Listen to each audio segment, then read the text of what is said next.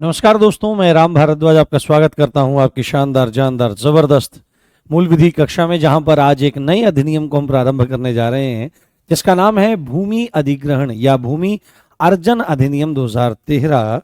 अपने आप में बहुत इंपॉर्टेंट एक्ट है और थोड़ा सा बड़ा एक्ट भी है। कुल मिलाकर 114 धाराएं इसमें हैं, पर सारी हमको नहीं देखनी है। पर फिर भी इसको करने में हमको 3 से 4 दिन का समय लगेगा। बट बहुत ही इंटरेस्टिंग एक्ट है, आपको मजा आएगा सीखने में। और आपका ये मूल विधि के लिए तो इंपॉर्टेंट है ही, आपके जीएस के पोर्शन को भी बहुत ज्यादा ये मजबूत करेगा। बहुत मजा आएगा आपको उसको पढ़ने में। और पेपर में भी यहाँ से प्रश्न आपके बनते हुए देखे जाते हैं, तो वहां भी आपको बहुत ज्यादा इससे हेल्प मिलने वाली है। आशा करता हूं आप सब बहुत अच्छे होंगे, स्वस्थ होंगे, मस्त होंगे, प्रसन्न होंगे। और आज गुरु पूर्णिमा का दिन है। आज अपने समस्त गुरुजनों के चरणों में आप नतमस्तक हो रहे होंगे। अपने सभी गुरुजनों को हमको आज के दिन स्मरण करना चाहिए।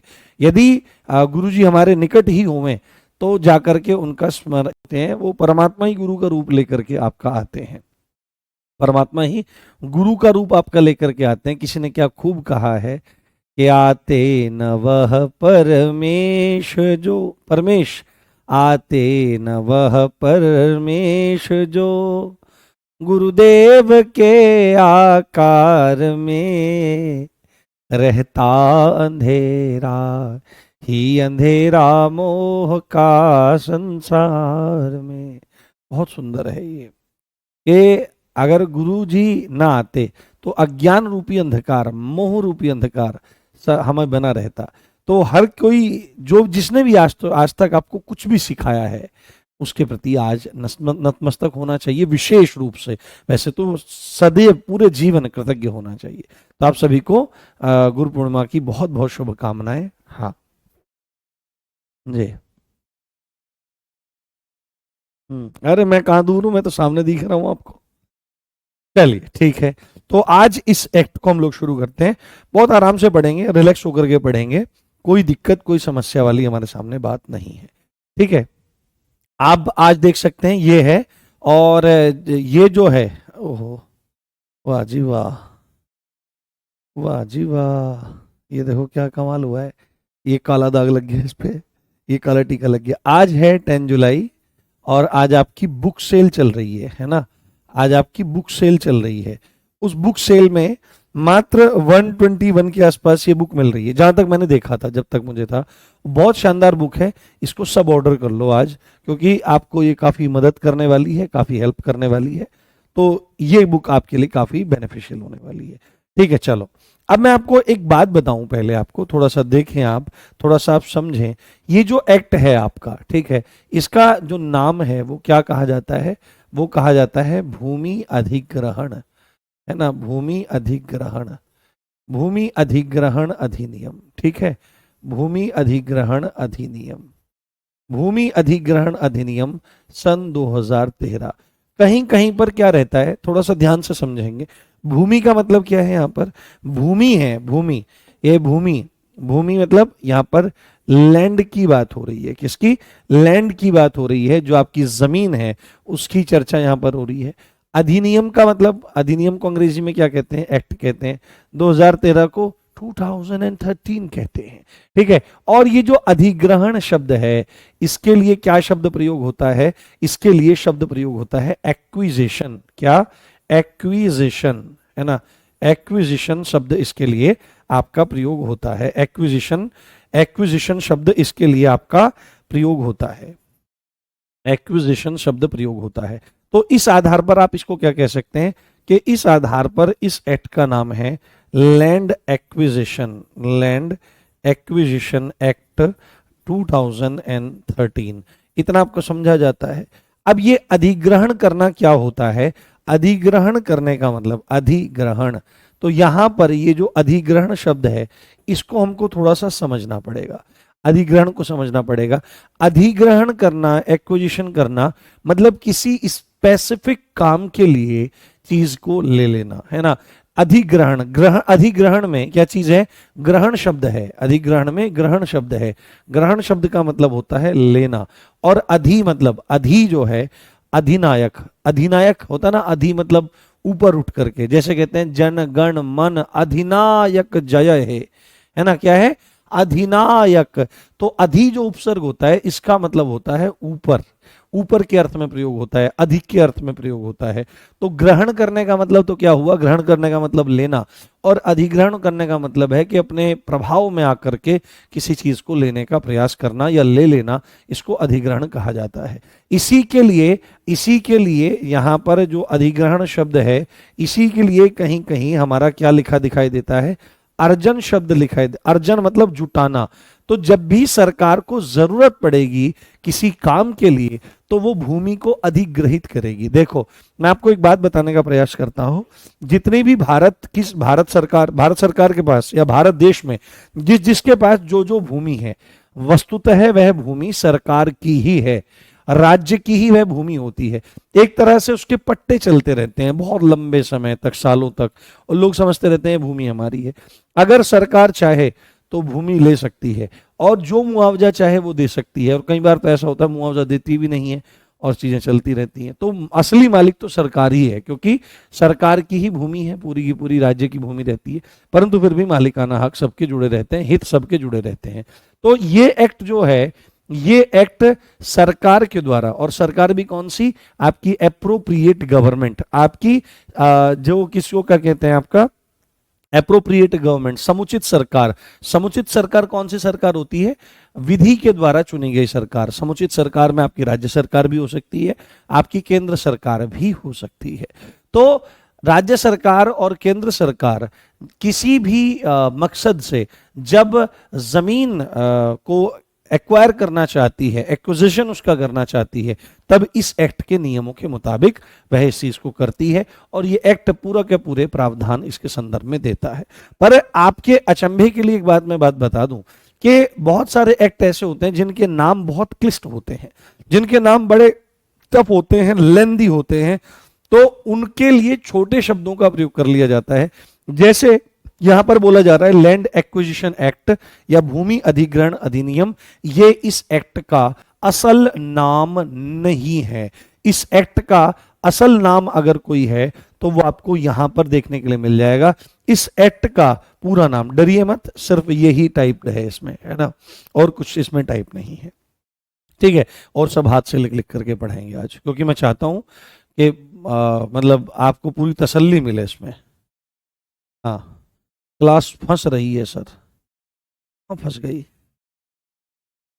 हाँ, कलर विजन तो ना रेलवे में पास होता है, जो कलर ब्लाइंडनेस होती है, और ना पास होती है आपकी सीएपीएफ आर्मी वगैरह में, पुलिस में भी नहीं होती है। हाँ हाँ, ठीक है। अच्छा, भूमि तोमर नाम से बच्ची है एक, वो कह रही है बार बार भूमि बोल रहे हो, तो मेरे को लग रहा है मेरे को बुला। अरे नहीं बच्चे, इसका एक्ट का नाम भूमि है। भूमि अधिग्रहण। तो इसका नाम आपको थोड़ा सा देखना चाहिए। इस एक्ट का पूरा नाम क्या है, भूमि अर्जन या अधिग्रहण, पुनर्वासन एवं पुनर्व्यवस्थापन में उचित प्रतिकर और पारदर्शिता का अधिकार अधिनियम।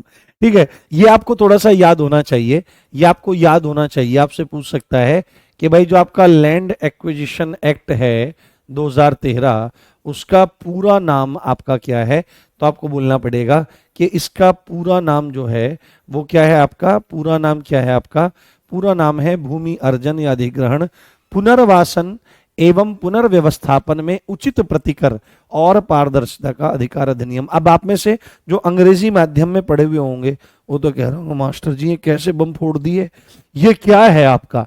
तो देखो, भूमि अर्जन जो शब्द है इसका मतलब यहां पर क्या है, इसका मतलब है यहां पर लैंड एक्विजिशन। ठीक है, अब लैंड एक्विजिशन का मतलब क्या है यहां पर, कि भूमि जो है या जो लैंड है आपकी, उसको अपने अधिकार में लेना, है ना, को सरकार द्वारा ले लेना, को सरकार द्वारा ले लेना। इसका अर्थ क्या है, सरकार द्वारा ले लेना, ये भूमि अधिग्रहण है। अब इसी में दूसरी चीज है, पहले क्या होता था, पहले के जो आपके भूमि अधिग्रहण के कानून थे उनमें बस सरकार ये ले लेती थी, बिल्कुल नहीं सोचती थी कि जो अफेक्टेड फैमिली है, जो खेती कर रही थी उस भूमि में, अपनी रोजी रोटी चल रही थी, तो वो लोग कहाँ जाएंगे? अगर खेती नहीं हो रही है उस जमीन पर तो कहीं रहने की जगह होगी, तो उनके अगर जमीन ले ली, मकान टूटेंगे, वो कहाँ जाएंगे? कुछ नहीं सोचती थी। तो अब केवल भूमि अधिग्रहण नहीं सोचा जा रहा है, वहां पर आपका पुनर्वासन, पुनर्वासन क्या होता है? रिहैबिलिटेशन। रिहैबिलिटेशन यानी कि जो लोग आपके भूमि अधिग्रहण करने से बेघर इत्यादि हुए हैं, या उनकी जमीनें छिनी हैं, या उनको वो किसी भी तरह से प्रभावित हुए हैं, तो उसकी भरपाई करना, एक तरह से उसकी भरपाई करना, या उनकी दोबारा से बसावट करना। ठीक है, उनकी दोबारा से बसावट करना। तो ये एक पूरा का पूरा क्रम है। जब सरकार जमीन लेगी तो जमीन ले लेगी, जमीन लेने के बाद उसका क्या काम करेगी? उसकी भरपाई करेगी। भरपाई कैसे करेगी? उचित प्रतिकर। प्रतिकर क्या होता है? प्रतिकर कहते हैं हर्जाने को, प्रतिकर कहते हैं कंपेंसेशन को। किसको कहते हैं? जो आपका कंपेंसेशन है उसको कहा जाता है, कंपेंसेशन को आपका कहा जाता है। ठीक है, उचित प्रतिकर जो कंपेंसेशन, या इसी को कह लो मुआवजा, तो मुआवजा देगी, मुआवजा देगी, वैसे भरपाई करेगी। और साथ में फिर क्या काम करेगी? उनको बसाने का काम करेगी, और खाली बसाएगी ही नहीं, उनका रीसेटलमेंट भी करेगी। यानी कि अगर कहीं पर नई बस्ती बसाई गई है तो उस बस्ती में जल की व्यवस्था, उस बस्ती में बिजली की व्यवस्था, उस बस्ती में सड़क की व्यवस्था, है ना, जो जो है आपकी सब मूलभूत जो आवश्यकताएं हैं उन सब की स्थापना करके देना, वो सब क्या है? वो सब काम आपका सरकार का है, और इस एक्ट के अंतर्गत वह चीज आपकी की जाती है। अब आपको समझ में आई होगी बात, पूरी अवधारणा, पूरा बेसिक कॉन्सेप्ट, या पूरा कॉन्सेप्ट आपको समझ में आ गया होगा। हाँ, कोई कहेगा तुम्हारा धर्म खतरे में है, तो उसको भाई हमारे धर्म का मैटर में अपना आप निपटा लेंगे, वो खतरे में है या नहीं है। तुम ये बात बताओ, शिक्षा पे कितना % खर्च कर रहे हो? ये बात बताओ, सरकारी स्कूलों के क्या हाल है आपके? ठीक है, अच्छा, फीस स्ट्रक्चर का क्या सिस्टम है? पर्यावरण के बारे में क्या विचार हैं आपके? थोड़ा सा ये बताओ। ठीक है, रोजगार के बारे में, निजी क्षेत्र में, सरकारी क्षेत्रों में क्या विचार हैं आपके? जनसंख्या नियंत्रण पर क्या विचार हैं? स्वच्छता पर क्या विचार हैं आपके? ठीक है, इन चीजों के बारे में क्वेश्चन करना जब हम शुरू कर देंगे, और जब उनको नेताजी नेताजी और भैया जी और उनके पैर छूना, ये इतना गंदा लगता है भाई साहब, मुझे सम्मान करना चाहिए। अपने अपने माँ बाप के पैर नहीं छुएंगे, भैया जी के पैर जीभ से चाट लेंगे जा करके, है ना, नेताजी के पैर जीभ से चाट लेंगे। तो ऐसा लोकतंत्र आपको लगता है कि हम चलाते हैं? ऐसा लोकतंत्र हम नहीं चलाते। बड़े बड़े इंडस्ट्रियलिस्ट जो होते हैं वो चुनाव के टाइम पे करोड़ों अरबों रुपए का चंदा देते हैं, हजारों करोड़ रुपए का चंदा देते हैं, जिससे पार्टियां चुनाव जीतती हैं सही और गलत तरीकों से। और फिर वे बाद में जब सरकारें चुनी जाती हैं तो जिन्होंने चंदे दिए हैं उनको बड़े बड़े कॉन्ट्रैक्ट, बड़े बड़े प्रोजेक्ट, बड़े बड़े टेंडर दिए जाते हैं, जिससे मिलकर के दोनों के दोनों पैसा कमाते हैं। इस तरह से सरकारें चलती हैं हर देश में, ये बात समझना चाहिए। आपको लगता है कि आपके और मेरे वोट से कुछ होता है, तो एक्चुअली में अगर उस तरह से वोटिंग हो तो होता है, अन्यथा नहीं होता है। आप और मैं जो है, हमारे नैरेटिव को ऐसे चेंज किया जा सकता है सोशल मीडिया के द्वारा, मीडिया के द्वारा। आप 1 मिनट पहले उस चीज को गाली दे रहे होगे, अगले सेकंड आप कहोगे वाह जी वाह। चलिए, ठीक है, तो ये सारी की सारी बातें आपकी यहां पर हो गई। अब हम क्या काम करते हैं? अब हम क्या काम करते हैं? अब हम सीधे चलते हैं एक्ट की तरफ, और कुछ इंपॉर्टेंट फैक्ट्स की तरफ हमेशा की तरह ध्यान देंगे। हमेशा की तरह इंपॉर्टेंट फैक्ट्स की तरफ हम लोग चर्चा करेंगे। कहां पे? इंपॉर्टेंट फैक्ट्स की तरफ हम लोग आपकी चर्चा करने वाले हैं। इसमें सबसे पहले जो आपको ध्यान रखना है वो आपकी क्या आती है? वो आपकी डेट्स आती हैं। क्या आती हैं? आपकी इंपॉर्टेंट डेट्स आती हैं। इन डेट्स में सबसे पहला पॉइंट क्या है कि ये कब पारित हुआ, या इसी को कह देते हैं ये कब अधिनियमित हुआ। क्या हुआ? ये एक्ट आपका कब अधिनियमित हो रहा है, और ये कब आपका इनेक्ट हो रहा है। क्या हो रहा है? ये कब आपका इनेक्ट हो रहा है। अगेन, ये जब आपका, ये कब आपका लागू हो रहा है, या ये कब आपका प्रवर्तन में हो रहा है, इसका प्रवर्तन है ना, प्रवर्तन, या ये कब आपका एनफोर्स हो रहा है, ये डेट्स आपके लिए थोड़ी सी जरूरी हो जाती हैं। ठीक है, ये डेट्स आपके लिए थोड़ी सी जरूरी हो जाती हैं। हाँ, हम्म,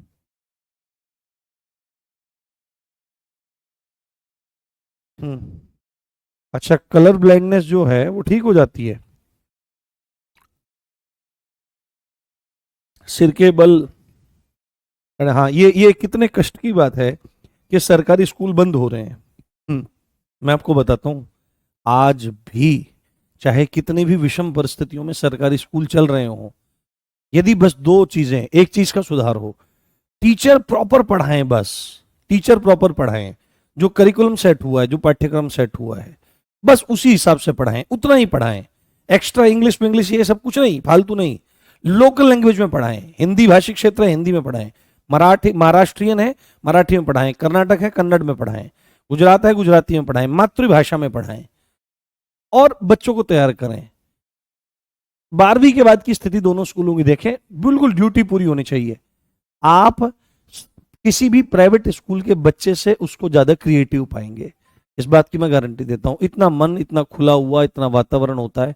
परिस्थिति यह है कि जो प्राइवेट स्कूल चलते हैं वो नेताओं के चलते हैं, और वो चाहते हैं कि सरकारी स्कूल बंद हो जाए, इधर आए, इनसे 10-10 20-20 हजार रुपए महीना तक की तनख्वाह मतलब फीस ली जाए। ऐसी स्थितियां हैं, ये व्यवसायीकरण है शिक्षा का। ठीक है, चलिए, तो ये इंपॉर्टेंट डेट्स क्या है आपकी? ये 26 सितंबर है। कौन सी है? 26 सितंबर 2013 को ये आपका पारित हुआ है, यानी संसद के द्वारा इसको पारित किया गया है।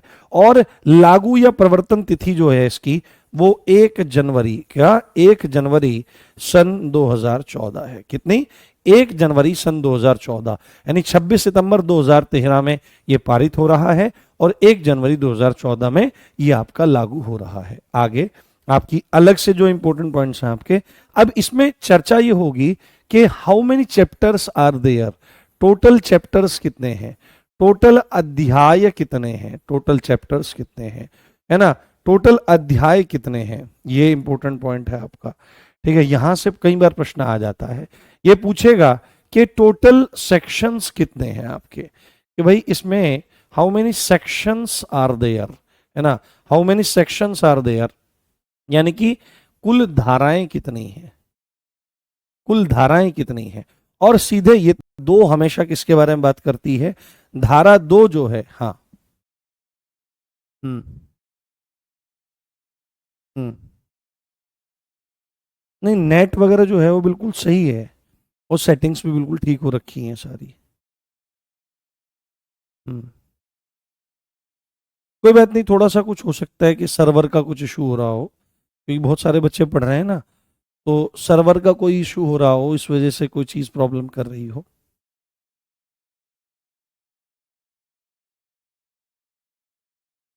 नहीं, डेली प्रॉब्लम कैसे कह सकते हो आप? डेली कोई प्रॉब्लम नहीं है, ये तो मुझे लगता है जब से 3 महीने में हम पढ़ रहे हैं तो एक या दूसरी बार ये आपका ज़्यादा ज़्यादा होगा। बीच में एक सर्वर प्रॉब्लम हुई थी 1-2 दिन।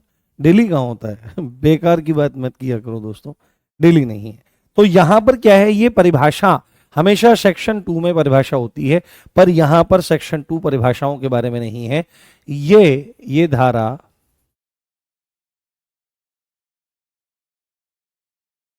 इस एक्ट के लागू होने के संदर्भ में है, इस एक्ट के लागू होने के लागू होने के संदर्भ में है ना, संदर्भ में है।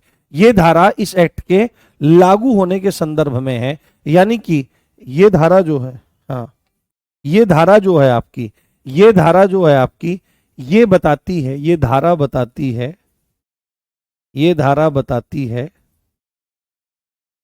ये धारा बताती है कि समुचित सरकार, ये धारा बताती है कि समुचित सरकार मींस एप्रोप्रिएट गवर्नमेंट, यानी कि आपकी एप्रोप्रिएट गवर्नमेंट, एप्रोप्रिएट गवर्नमेंट में आपकी कौन आ सकती है?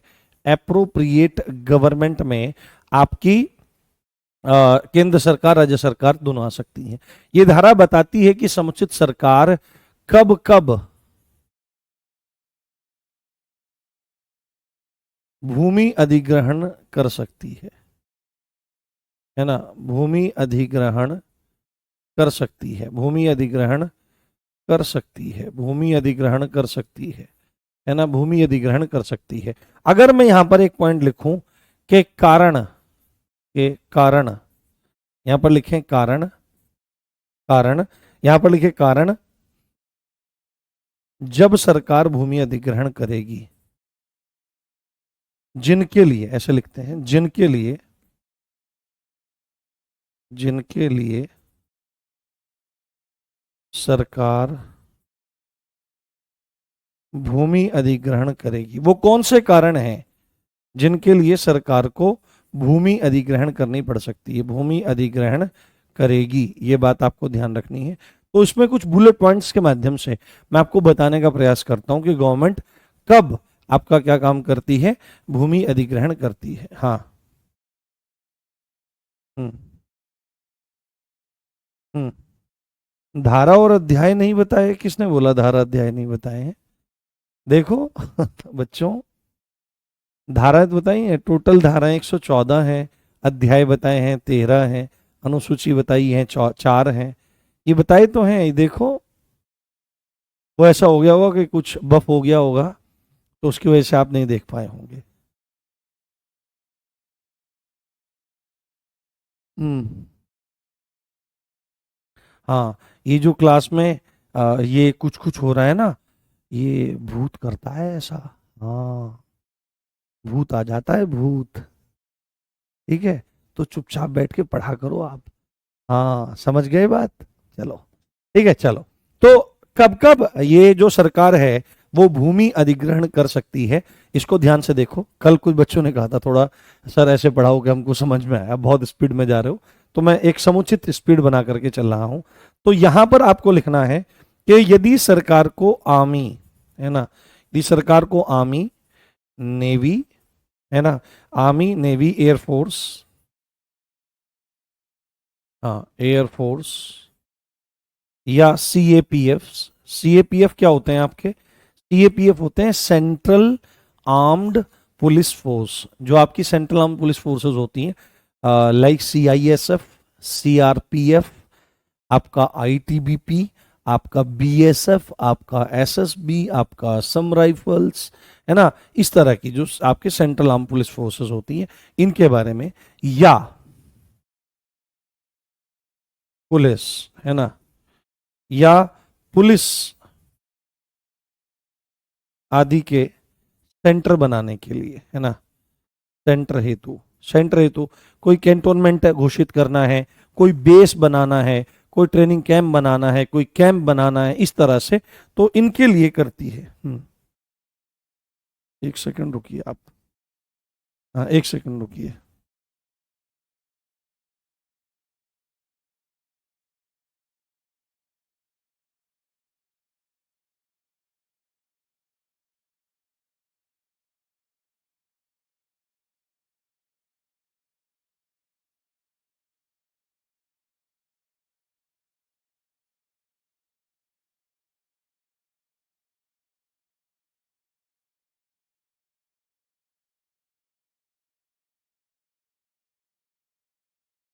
आवाज आएगी अभी? हाँ, ओके, कोई बात नहीं, आप पढ़ते रहिए आराम से, आपको सही लगेगा। ठीक है, तो आर्मी, नेवी, एयरफोर्स या सीएपीएफ या पुलिस आदि के सेंटर के लिए, या और कौन सा पॉइंट हो सकता है कि सामरिक ठिकाने, सामरिक ठिकाने, सामरिक ठिकानों की स्थापना के लिए, की स्थापना हेतु, सामरिक ठिकानों की स्थापना हेतु, यानी कोई स्ट्रेटेजिक पॉइंट्स हो उनकी स्थापना के लिए, जो देश के लिए स्ट्रेटेजिक पॉइंट्स होते हैं, सामरिक ठिकाने होते हैं, उनकी स्थापना के लिए सरकार जमीन ले सकती है। या आगे लिखते हैं, अगले पेपर पे लिखते हैं, हाँ, अगले पेपर पर लिखते हैं, और कहीं के लिए कर सकती है, और आपका इंफ्रास्ट्रक्चर के लिए, है ना, इंफ्रास्ट्रक्चर, स्ट्रक्चर, स्ट्रक्चर, ये क्या लिख दिया मैंने, स्ट्रक्चर, स्ट्रक्चर, हाँ, इंफ्रास्ट्रक्चर, ये सही लिखा है क्या? इस, अरे, हाँ, इंफ्रास्ट्रक्चर, हाँ, इंफ्रास्ट्रक्चर सही लिखा है, गलत लिखा है? हाँ, स्ट्रक्चर, हाँ, ठीक लिखा है। इंफ्रास्ट्रक्चर यानी कि अवस्थापना। कई बार अंग्रेजी अंग्रेजी जो है, ऐसा नहीं है कि अंग्रेजी हमको आती नहीं है, पर अंग्रेजी का कुछ भी मतलब कई बार पढ़े हुए, क्योंकि संस्कृत का और हिंदी का बहुत ज़्यादा परिवेश रहता है, अंग्रेजी का ठीक ठीक टच रहता है, उतना ज़्यादा टच अंग्रेजी का रहता नहीं है, हिंदी से ही ज़्यादा परिवेश चलता रहता है। तो एक लंबा समय जब किसी शब्द को याद किए हुए रह जाता है तो विस्मरण सा होने लगता है। ये बिल्कुल सीधी बात है, सच्ची बात है। अंग्रेजी उतना स्पष्टता से एकदम से याद नहीं रहती, तो वर्तनी में गलती होने के चांसेस रह जाते हैं, पर इसको हम ठीक करेंगे।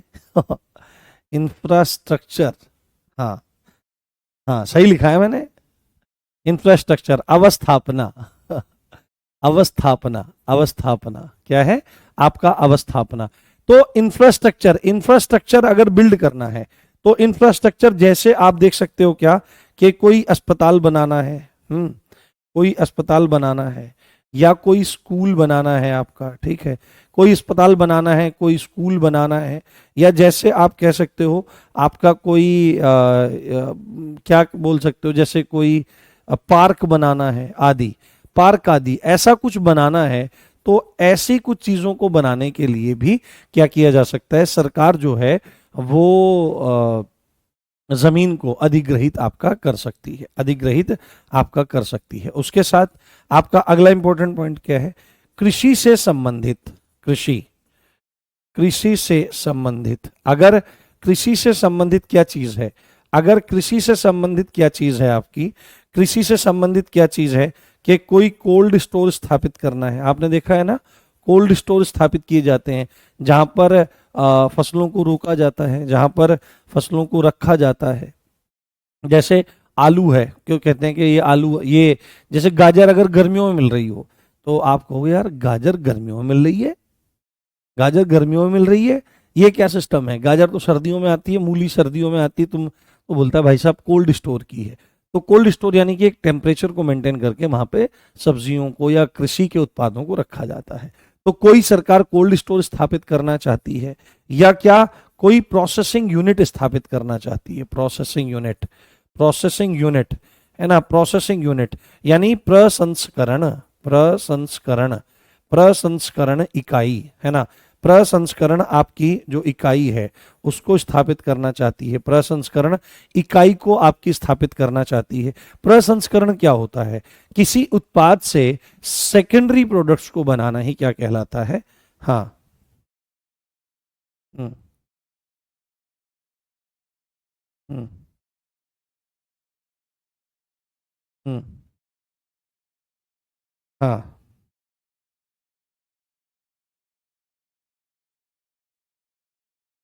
अच्छा, हाँ, ये सही तो लिखा हुआ है यहाँ पर, ए लगाना भूल गए, लो लग गया ए, इसमें क्या दिक्कत है? हाँ, अरे इतनी टेंशन क्यों लेते हो आप उसमें, वो ए लगाना भूल गए हम, इंफ्रास्ट्रक्चर। ठीक है, तो प्रोसेसिंग यूनिट क्या चीज होती है उसको ध्यान में रखिए आप, उसको ध्यान से देखिए, उसको ध्यान से समझिए। क्या चीज है कि जैसे दूध है, दूध आपका रॉ मटेरियल है, अब आप दूध से क्या कर रहे हो? दूध से दही बना के बेच रहे हो, दूध से पनीर बना के बेच रहे हो, दूध से घी बना के बेच रहे हो, दूध से आप क्रीम बना करके बेच रहे हो, आप बटर बना करके बेच रहे हो। तो जब आप किसी रॉ मटेरियल से कोई चीज बनाते हैं तो वो जो पूरी पूरी प्रोसेसिंग होती है वही आपका प्रसंस्करण है, उसी को प्रोसेसिंग आपका बोला जाता है। और ऐसी ही अवस्थापनाएं अगर करनी होती हैं, कोई मिल लगाना है, कोई फैक्ट्री लगानी है, कोई यूनिट लगानी है, कोई कारखाना लगाना है, तो उसके लिए कृषि से संबंधित जैसे गन्ना मिलें लगती हैं, तो गन्ना उठाया वहां से चीनी बनाने के लिए ऐसी स्थापना, तो ऐसी स्थापनाओं के लिए सरकार जमीन को अधिग्रहित कर सकती है। या आपके जैसे कोल्ड स्टोर होते हैं, ऐसे आपके वार्म हाउस भी होते हैं। क्या होते हैं? वार्म हाउस भी आपके होते हैं, गर्म करने वाले, ठीक है। क्या होते हैं आपके? वार्म हाउसेस भी, आप वेयर हाउसेस, वेयर हाउसेस आपके रहते हैं, वेयर हाउसेस, जहां पर क्या होता है? स्टोर किया जाता है, वेयर हाउसेस, वेयर हाउसेस भी आपके वहां पर रहते हैं, जिन्हें जिन्हें भंडार, भंडार गृह कहा जाता है, भंडार गृह। आपने देखा होगा एफसीआई, फूड कॉरपोरेशन इंडिया, जिसका पेपर जो जमीन है उसको एक्विजिशन कर सकती है। साथ में अगर सिंचाई संबंधी कोई प्रोजेक्ट है, सिंचाई संबंधी प्रोजेक्ट है, सिंचाई संबंधी प्रोजेक्ट है, अगर कोई सिंचाई संबंधी प्रोजेक्ट है, लाइक डैम, है ना, कोई डैम बनाए जाते हैं या बांध बनाए जाते हैं, तो उनके लिए भी सरकार जो है वो क्या कर सकती है, उसके लिए भी सरकार जो भूमि है उसको अधिग्रहित कर सकती है, उसको अधिग्रहित कर सकती है। इस बात को आपको जानना चाहिए। हाँ। हम्म। हम्म।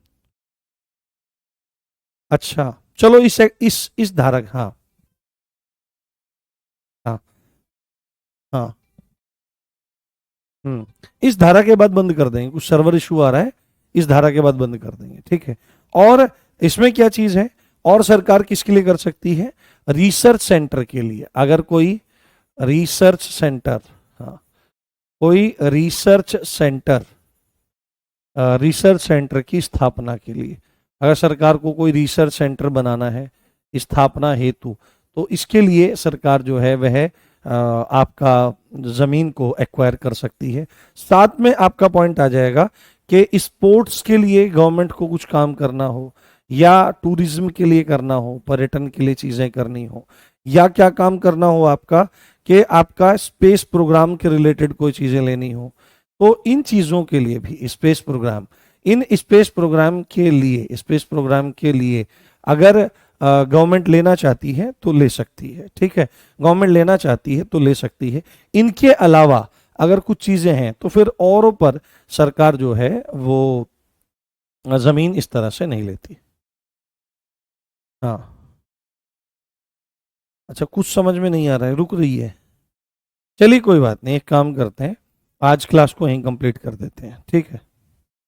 ये क्लास में कुछ टेक्निकल इशू आ रहा है, तो मेन चीज फिर भी मैं यहाँ तक बता देता हूँ, क्योंकि ये रिकॉर्डेड क्लास में तो आपकी बिल्कुल सही अपलोड होगी।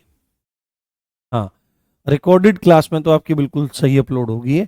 तो मैं एक बार फटाफट इसको बता दे रहा हूँ आपका, कि सेक्शन 2 जो है उसमें ये बात बताई जाती है कि सरकार किन कब कब आपकी जो है वो जमीन को अधिग्रहित कर सकती है, आर्मी, नेवी, एयरफोर्स या सीएपीएफ या पुलिस के किसी सेंटर की स्थापना के लिए, सामरिक ठिकानों की स्थापना के लिए, या इंफ्रास्ट्रक्चर में आपके क्या क्या आ जाते हैं, आपके रोड्स भी आ जाते हैं, ठीक है, आपके रोड्स भी आ जाते हैं, आपकी ट्रेन ट्रैक भी आ जाते हैं, है ना, ट्रेन ट्रैक्स भी आपके इसमें आ जाते हैं, आदि आदि, ये सब आ जाते हैं, अस्पताल, स्कूल, पार्क इत्यादि सब आ जाते हैं। कृषि से संबंधित यदि cold store, processing unit, warehouses establish करने हैं, कोई आपका इंडस्ट्रियल कॉरिडोर बनाना है, खान खनन इत्यादि का कुछ काम करना है, सिंचाई संबंधी कोई डैम वगैरह बनाना है, या रिसर्च सेंटर की स्थापना करनी है, स्पोर्ट्स, टूरिज्म या स्पेस प्रोग्राम के लिए कुछ चीजें चाहिए, तो सरकार क्या काम कर सकती है, तो सरकार आपकी लैंड एक्विजिशन कर सकती है, ठीक है। हाँ, नहीं, रिकॉर्डेड में ऐसे नहीं आएगा। हाँ, सामरिक ठिकाने, स्ट्रेटेजिक जो पॉइंट्स होते हैं उनके लिए, हाँ।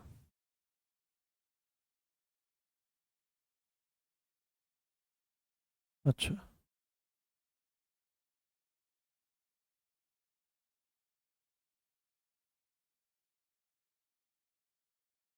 हाँ, चलिए कोई बात नहीं, वैसे भी मतलब ऐसा तो नहीं है, क्लास बहुत छोटी है, आज हम लोग यहीं पे रख लेते हैं, कल फिर इस चीज को हम आगे बढ़ाएंगे।